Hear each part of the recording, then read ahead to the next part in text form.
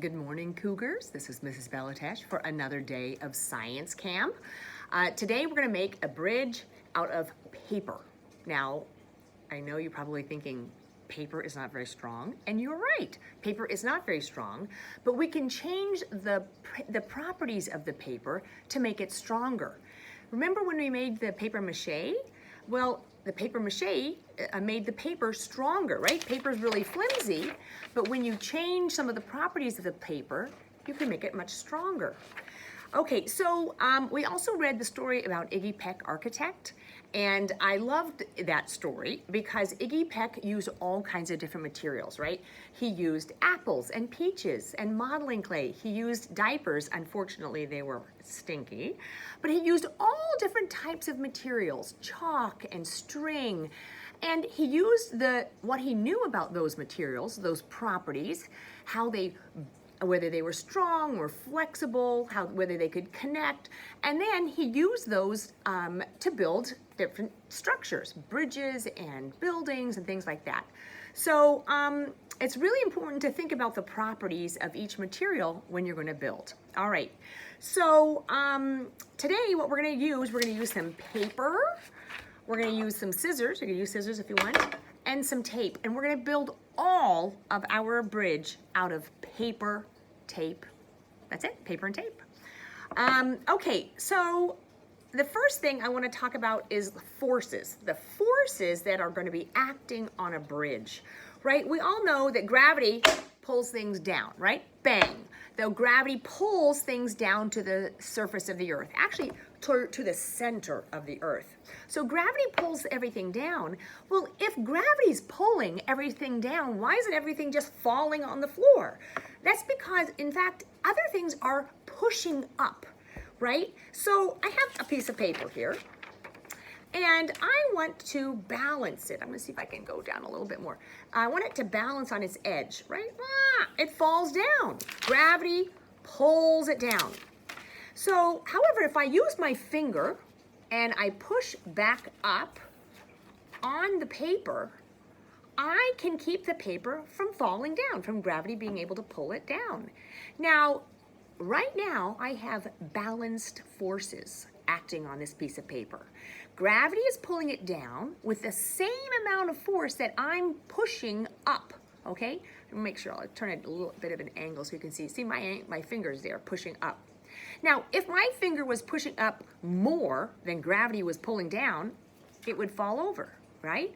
But right now, the forces are balanced. Gravity's pulling down and my finger is pushing up. There's balanced forces. And as a result, the paper doesn't fall down. And my finger doesn't poke a hole through the paper, right? Balanced forces. All right, so I want to talk a little bit about how a structure works. So I'm going to have a little piece of paper here. Let's see if you can see a little better.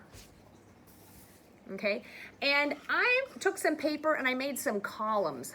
Boys and girls, I just took a regular piece of paper and I folded it in half and I cut it and I rolled it in and taped it up to make some columns. You don't have to do this part. You can just watch me if you would like. I'm going to, this one is not completely even. And I'm going to put these columns here and I'm going to put a piece of paper on top, okay? So this is like a one-story building, right? I have columns in the corner and I have a roof on top. Well, what I want to do is I want to see how much weight the roof will hold. So I'm going to put a cup. Ooh, that even makes a difference. See? Now, the cup is adding more weight to the top of the cup, to the roof, and there's not as much upward force against that paper. The paper's flimsy. So I'm going to put a 10-gram piece inside. Oh! Well, that did not work at all, did it? So how can I change my building so that I can have more upward force, right? Gravity pulled down stronger than the upward force of that paper. Well, one thing I could do is I could put another column right in the middle, right? So if I put another column and I put the cup here, now the column is right underneath the weight. So it's going to push up with the same amount of force. We've got equal forces. And now my cup, I can build more and more. Uh-oh, look at that. It's starting to get a little floppy there, a little problem. But do you see, by having another column, it provides enough upward force to balance the downward pull of gravity, okay? So we've got that. So now I want to talk about different types of bridges. Different types of bridges. And what I'm going to do, boys and girls, is I'm going to get two piles of books. And you can get some piles of books, or you could get some blocks. I'm just going to use some piles of books. And there's two main types of bridges. There's others, but we're going to talk about two. And we're going to talk about a beam bridge and an arch bridge. So a beam bridge is where there's two spots, places where the beam is going to connect. These are called the abutments of a bridge. And a beam is just something that's going from one side of the abutment to the other. And I'm going to put a cup on that. Whoops! The problem is, of course, paper is really flimsy, right? And the gravity is going to pull down more than the upward force of the paper. So I need to make the paper stronger. Well, I could use several pieces of paper. Ooh, by increasing the thickness of the beam, I'm able to make it stronger, right? Let's see how much weight I can put into the cup. 10, 20, 30, uh-oh, it's starting to fall. 40 grams. So, that's not so great. Now, a benefit of a beam bridge is that it's cheap. It doesn't take a lot of materials, right? But a negative part of the beam bridge is that it cannot go over a wide distance, right? It has to be a short bridge. It's a cheap, easy bridge to build, but you can't go over a big, wide chasm. Okay, there's another bridge called an arch bridge. And what I'm going to do is I'm going to take that piece of paper and I'm going to put it in an arch shape in between the two piles of books. Remember, these books are called my abutment. Okay, so now I'm going to put, there's an arch, there's a piece of paper here in an arch, and I'm going to put a piece of paper on top. I'm going to make it a little wider so it doesn't stick up. Make sure it's on the table. Okay, and I'm going to put a cup on top. Ooh, that's pretty good. Oh, that's pretty good. Look at that.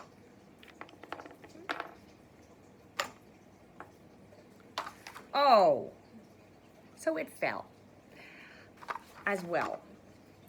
But it was stronger at the beginning. Let's see if I'm going to try. This is two pieces of paper, and it could hold 30 grams before it collapsed.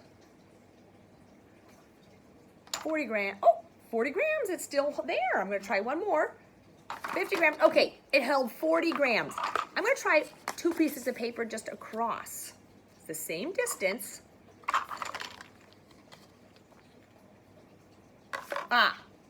So the arch allows the strength, it increases the strength of the bridge, because what happens is that when I push down, the forces go down to the abutment. So they're not just, the forces are not just up here, they're actually transferred down to the bottom, to the abutment. I'm going to see if I can go down a little bit lower so you can see it.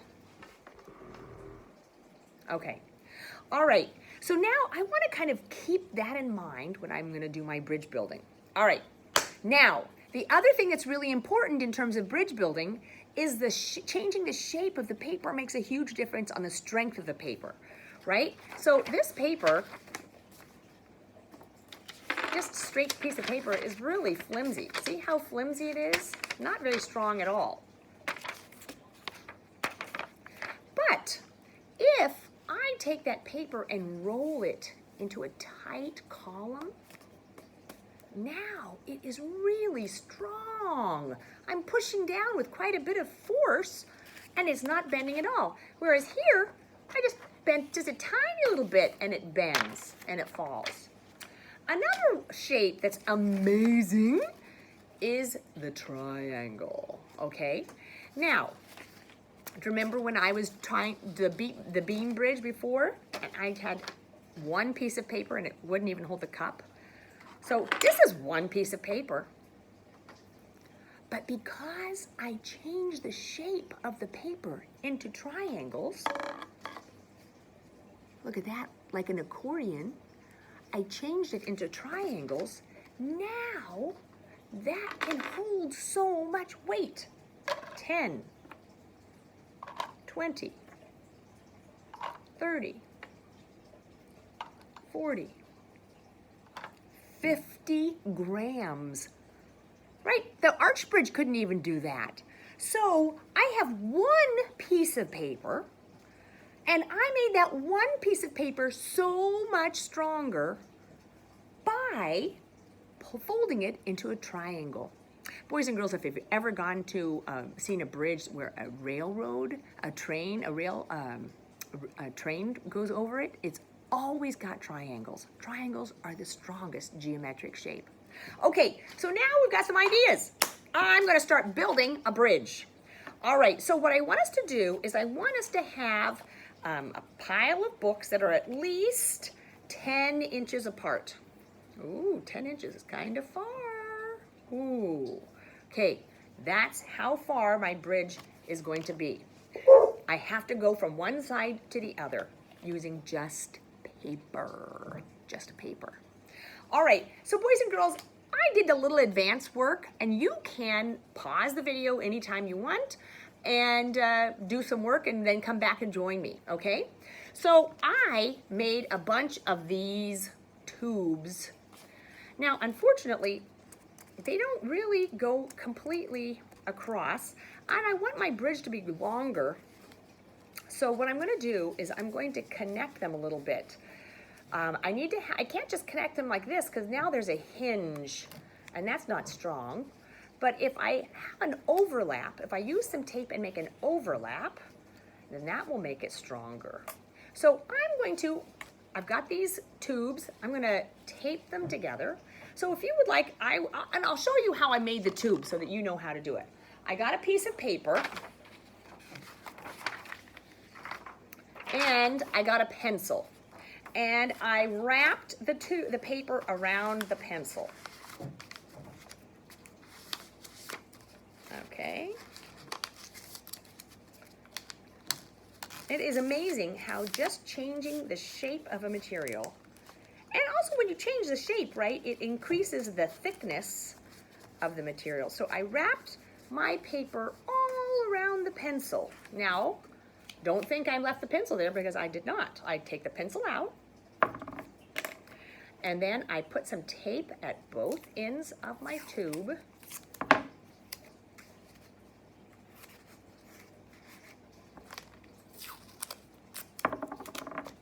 And sometimes it's easier if you have someone help you.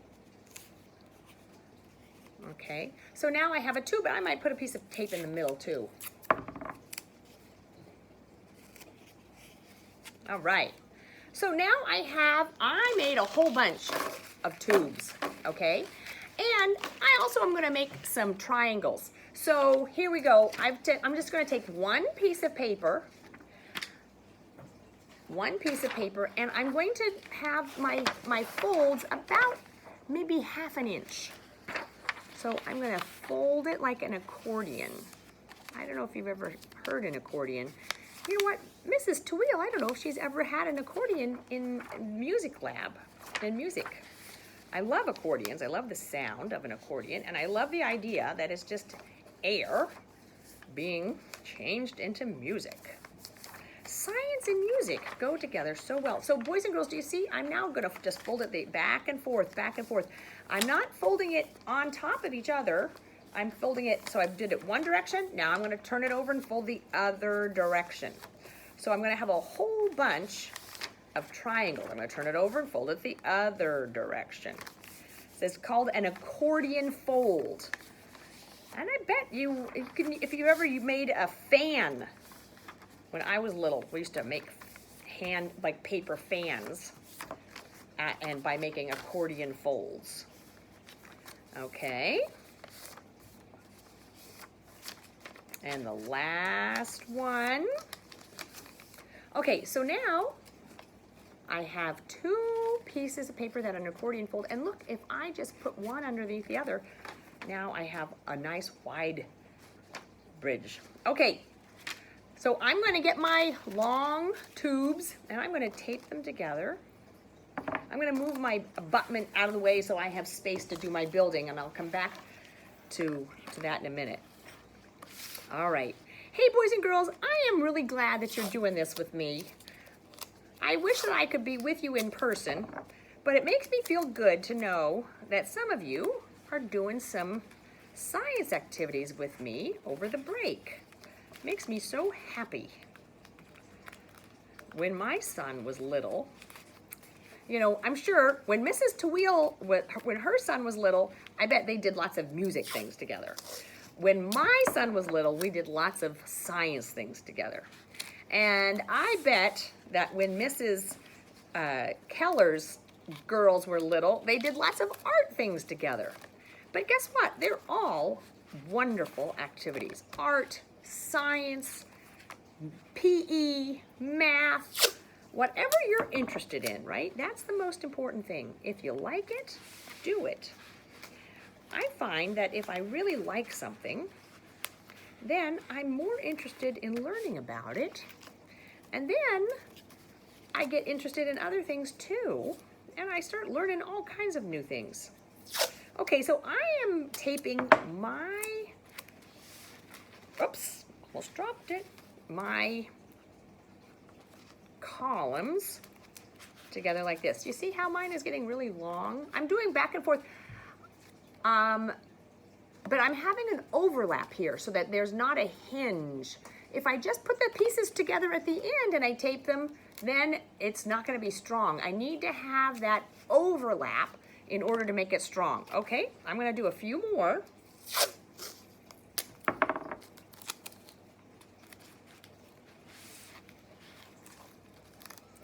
So when my son was little, I used to, whenever it was raining, we would make a little aluminum foil boat. Remember how we made an aluminum foil boat? And I live at the top of a hill, boys and girls, and we would make a boat and watch it float down the hill in the gutter. Oh, he had that. That was a lot of fun. So I always did science activities with him. And guess what? Now he's an engineer. He likes science too. Okay, so I think this is pretty good. So we'll reach across. Let me give it a test. It has to be at least 10 inches. I might even make it 12. Okay.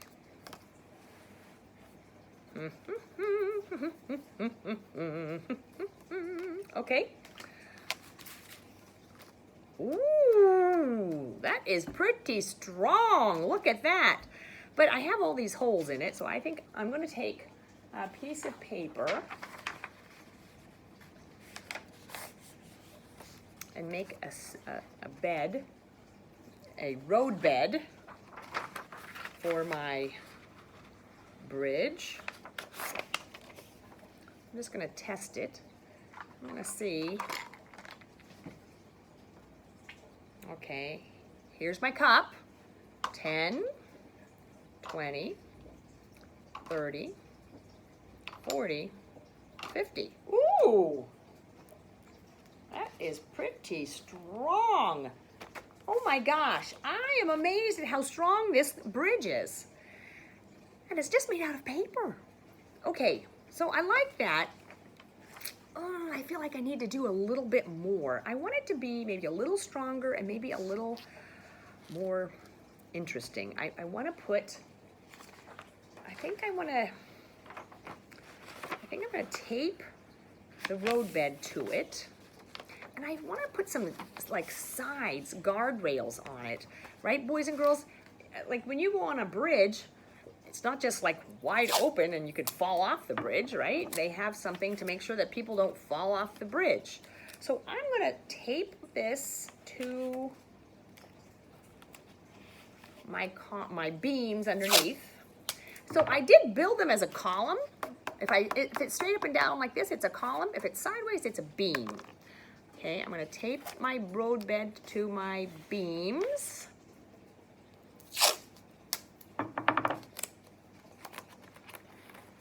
Okay, and I feel like I need like something on the side. Maybe you could do that too if you want, if it's up to you. Okay, so now I've got a nice road bed.